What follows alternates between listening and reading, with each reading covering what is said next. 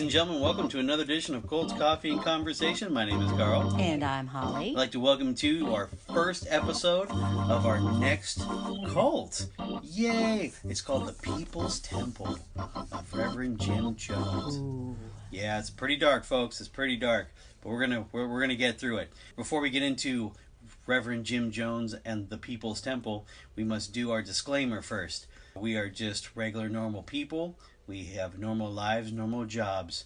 This is for entertainment purposes only. There, that's it. We don't hold degrees in any kind of theology. Nope, no theology or anything to that effect. There it is. So, of course, I am obviously talking about cults, but we also must talk about our coffee.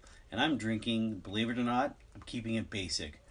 Folgers Black Silk. It's actually really good, I'm not going to lie. Do you have any creamer in it? I do. I do the Italian sweet cream. Okay, and I have my Spanish latte. Okay, fancy. A little spicy. Very nice. They're very delicious. All right, you ready to get into it? I am. All right, let's go on a journey talking about Reverend Jim Jones. Now, Reverend Jim Jones was born May 13th in 1931. Of course, he is the only child to James and Lynette. Now, let's talk about his parents real quick because it does play a role in his molding of being a man. Now, his father, he was a day laborer before World War I. So we're going way back, folks. Now, World War I, during his time, he ended up being disabled with a scarred lungs due to excessive use of mustard gas that was used in France. And also, he had a grade school education. He collected disability checks from the government, and that was his only source of income. He was always sick, and also he was very weak. Yes, this World War I issue, I just saw a documentary about it. They Shall Not Grow Old. Peter Jackson did a great documentary, but it's not for the faint of heart. No. He did some actual live footage, brought it to life, but it showed the average day of a foot soldier in those trenches in France in World War I, and it was pretty harrowing. So this mustard gas, not only was his body broken down, but I'm sure his spirit was too. I absolutely, I bet. Now his mother Lynetta, she ended up becoming the family breadwinner, the sole family breadwinner. Now she worked at two jobs. She worked at Crate Elevator and also at Miller Tool Company Incorporated. Now, they lost their farm due to the Depression. Remember, this is the Depression era, and they couldn't pay the mortgage. So they had to leave. Now, this woman, though, was very strong and determined, but she did rarely smile. She was not a very happy woman at all. She went to work early and then came home late. According to Jim Jones's friend Donald Foreman, she made everyone feel uncomfortable, and she hated her environment. Well, yes, I guess so. I would hate my environment too. The generation that came up during that Depression, these were adults in the Depression, not the children, which my mother was brought up in the Depression, so she was a child of the Depression, but these would have been her parents' era. They were very stern, they were very stoic, very hard workers, and that seemed to be the way it was in those days. Yeah. After they lost the farm, they moved to Lynn, Indiana. Now, they lived in the poor side of town.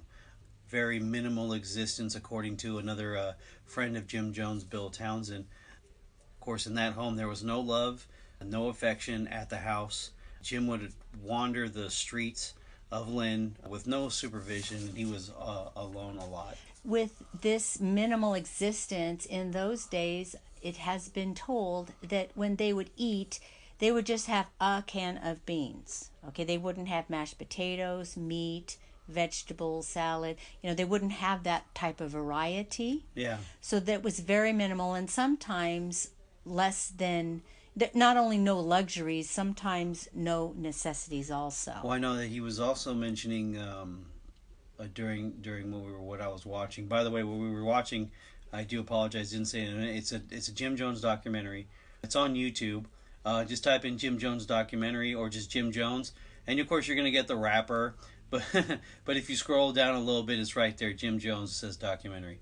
But they were talking about when they would go over to his house, there would be a chair Right, a there's sofa, very, very minimal one light existence. hanging from the power cord, and you just click the little thing. It's very, to say minimal is an understatement. So very, very, very, very poor. During this time when Jim, was wandering the streets, alone, their next door neighbor, Myrtle Kennedy, Yeah, she Myrtle comes, Kennedy was the next door neighbor. hmm She took Jim under her wing and became his surrogate mother, introduced Jim to the church, and Jim found the love and affection in the church. It was a holy roller church. Yeah, which basically, if you don't know that term of a holy roller, folks, it's Pentecostal. Pentecostal. That's right. They speak in tongues. And they do a lot of singing, and they have a lot of emotion in the church. Yeah, there's also, you've heard the phrase dancing in the aisles? Yes. Yeah, that would be them more. But by the time Jim was 10, Jim was preaching to boys and girls. Yes, he was having funerals for dogs, cats, birds, and he would have his revival meetings at night. He would gather up the children of the neighborhood to have his revival meetings. Yeah, so according to Donald Foreman, once again, he would not allow people to leave the revivals. He would lock them up in the attic and wouldn't let them leave. So that's kind of dark. But at least we know he got the seed planted of wanting to become either a preacher or a speaker or somewhere of that sort. Now, he had the skill of getting people to do what he wanted to do, according to Dr. Hatcher. He was fascinated by that, how he could control a group of people, and how he honed on his craft about doing that. I have a question, Carl. Yeah. Did he have any friends his own age? He may have had a few. I mean, not a lot. They don't mention too much of it because he spent most of his time in the library just trying to get as much information as possible. I know that they were saying he was studying socialism, Gandhi, Karl Marx, and communism. So he was really, really into that. But he also showed signs of darkness. Now, once again, Donald Foreman comes again and said that at one point he, of course, like I said, he locked people up in the attic. But this time he did it for fun, and he shot him with a BB gun a few times as well. And then after he would do that, give him like a look, and a smirk. So he knew what he was doing was exactly wrong. what he was doing was wrong. He just wanted to make sure that he knew that he knew. Now, in 1948, his mother leaves his father for another man, and this time he was at the age of 16. And then once that happened, they moved to Richmond, Indiana. Now, he would carry his Bible around all the time. The thing is, where he was going, that's where it was very interesting. He would preach on the streets in the corner of the black neighborhoods, preaching equality. Now, during this time, like I said, it's 1948, guys. This is not even the 60s. This is the 40s.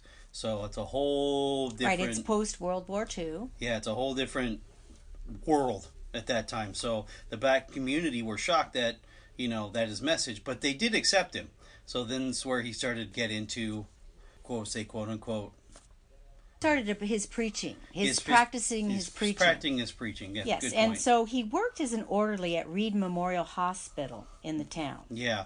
Now, when he was doing that, he worked with one of his friends, Max Knight. Now, this is one of his friends. He said that he was an excellent worker. They had a lot of high praise for him because he was such a great worker. But he did have the dark side, and here it comes again, Donald Foreman. It looks like he picked on Donald Foreman a lot. But he witnessed Jim Jones dry shaving a patient. He was upset that Donald lathered up his face, and Jim snatched the bowl on the razor away from him. When he was seeing him do the dry shaving, the guy was literally crying, is what he was saying. So after that, a week later, Donald ended up just quitting the job. I think the reason he quit the job was because he did report him, but because he was such a hard worker and he had a lot of people, he was charming, he could have a lot of people on his side. I don't think that they did not believe Donald Foreman. You're right. It wouldn't shock me if you were not right. Yeah. Of course, during that time, Jim met his future wife, Marcelle Baldwin. She was 4 years older than him. Now, he graduated, though, in high school. Graduated in 1948 from Richmond High School with honors. He's not a very, very dumb individual. He's extremely smart. He's very bright. He enrolled at Indiana University, which is in Bloomington. Now, Jim and Marceline got married later on in 1949 in June. Now, Jim was, according to some, very abusive mentally and always claimed her to be too religious. Yeah, that doesn't make any sense to me. But I think what happened, there was a time, as I recall, that he was questioning his faith, in God, and so there was times where he was on fire when he was younger doing the revival meetings and preaching on the corners, but then by the time he went through college he was wondering and questioning his faith, which is not uncommon for a college student. Yeah, exactly. 1951, Jim and Marceline moved to Indianapolis. So he became a minister and a student pastor at Somerset Southside Methodist Church. Yeah, that's another thing. He went from being a Pentecostal to a Methodist, which seems a little, at odds. So my thought is that he just saw an opportunity. He's a chameleon. He could be whatever anybody wanted him to be. Mm-hmm. So he became a Methodist. Right. Yeah. Agreed. Now, during this time, he had a very strange job just to make ends meet because they weren't making enough money being the student pastor. So he started selling monkeys door to door. That seems a little strange to me because obviously now those are exotic animals and we can't sell them door to door. Yeah, but I guess back in 1951 it was a different it was time. Just different, yeah. It was a different time. And of course to make ends meet, but the thing is with he was extremely successful at this. So, Well, he loved animals. Yes. He did have a lot of affection for animals. And he was charming and he could get people to buy things, and that's what, he did know how to sell. Yeah, he did. He was a good salesman. Later on that year, the Methodist Church didn't give him any flexibility that he wanted, obviously. When you're going from charismatic to Methodist, it's from untucked shirt to a little movement to stiff starch. Okay. So he started to leave, and in 1954 he decided to start his own church, and it was a racially mixed church called the Community Unity. During this time he spoke very charismatically, and he was very eloquent as well, and he started to proclaim that he could heal people. So he was one of those, started to become like a Benny Hinn type of... Okay, so he started his healing services. Yes, his healing services, yeah.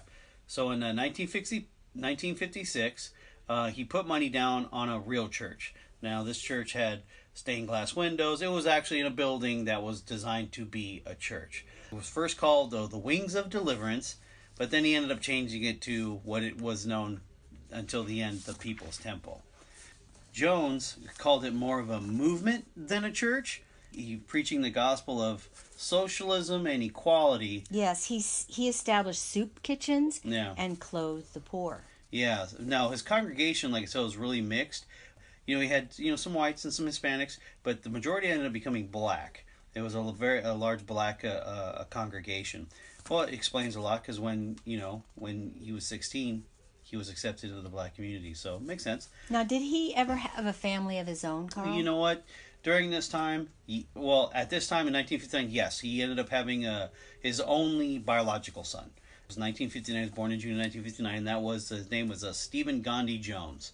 So he thought really highly of Gandhi, so he gave Gandhi's middle name to his son.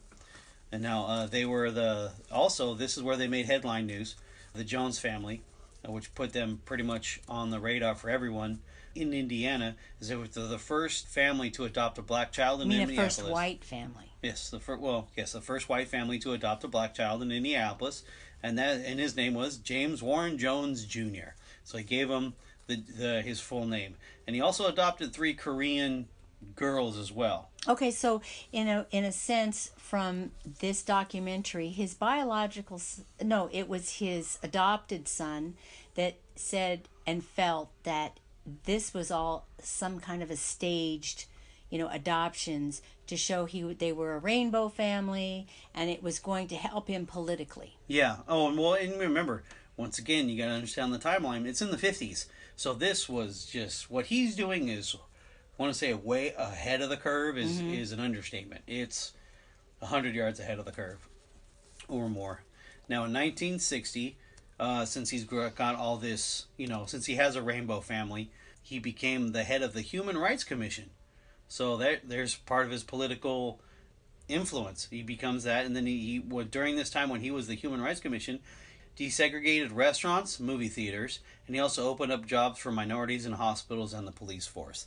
So he was very active politically in the community. That helped him in his political sense. Now, what I don't understand is the next section, because in 1962, he was getting a lot of nervousness about the nuclear war possibilities. Now, the thing was, in 1961, there was a thing called the Bay of Pigs, Right. which was the Cuban crisis that Kennedy had in 1961. So this is probably something that fueled Jim Jones in his fear of having nuclear attack. Yeah, well, it's so much so that he read an article in Esquire magazine that if, in case of a nuclear bomb going off, there's the 9 safest places to live. Well, 1962, he decides to move to one of those places, which was Belo Horizonte, which is near Rio de Janeiro in Brazil. Now, he began to believe that the world was coming to an end, so this was in his head. Oh, and then, of course, it was nice for him because he was able to have the church keep sending him money, so he didn't really have to do anything, just live safely in Brazil while they are there raising money for him. During this time, the church started to fall apart, obviously. Oh, yes, because he wasn't there to keep it going. Wasn't there to keep it going. Because this is a personality that everyone loved. The personality's gone. They're not going to be interested in going to the church. Exactly. Well, the church ended up almost closing its doors. They basically called him frantically saying he needs to come back. He needs to come back because... Well, he had to anyway because the money wasn't going to come after if the church door closed. Oh, of course. So he had no choice but to... Exactly. He had no choice but to come back. The church went from a few thousand down to 100. So that's a big decline in attendance. So of course he returns to Indianapolis in 1964, but he was still paranoid, thinking of a few things. One, for some reason he had it in his head that the IRS was investigating him. Looked into that, they weren't. It's probably something that he was doing wrong and he had a guilty conscience about. Probably. And then of course he was still stuck on that nuclear Holocaust thing. So that was always on his mind. Now, during this time also, like I said, it's in the 60s, in the middle of civil rights era. He was under a lot of pressure and was constantly attacked by racist conservatives. So he was searching for a safe place for his church, a place where they can find a safe haven. And he did find one in Redwood Valley, California. Now that is north of San Francisco. It's over 100 miles north of San Francisco. So in 1965, he moves the entire church. Well, at least 140 of them. The Jones family, 140, they ended up moving to Redwood. Now, he established a commune there and attracted a lot of middle-class white people as well. And, of course, he picked the perfect place because, San Francisco and that whole Bay Area was pretty much one of those. Oh, yes. This is before the Summer of Love, but they were coming up onto that. Mm-hmm. They were very open-minded to oh my gosh, there's this guy who, obviously he's charismatic. Mm-hmm. He's coming with the church, and it's completely And interracial. at this point, though, it was more of a socialistic, communal message. Communal living. Yeah, communal living. Not as much Christian anymore. No, it was not. Because during this time that he adopted a lot of non-Christian so you're saying beliefs. Open thinking and attitudes. Yeah, open thinking attitudes. Now, what I mean by that is that, of course, women were raised in high standards. There was no glass ceiling for women to, I don't want to say claim power, but obtain. They had a lot of responsibilities. Most of these women, Jim Jones would put these women in charge of the finances and all the assets of the church. So you're talking millions and millions of dollars worth of assets at that time. And of course, in the corporate world, these women would never have that opportunity during the 60s. Okay. Now here's the thing where it starts to get a little weird, is that he also believed in free love and free sex. That started to creep in. And then also he had sexual authority over every woman and man. Yeah, it's kind of interesting.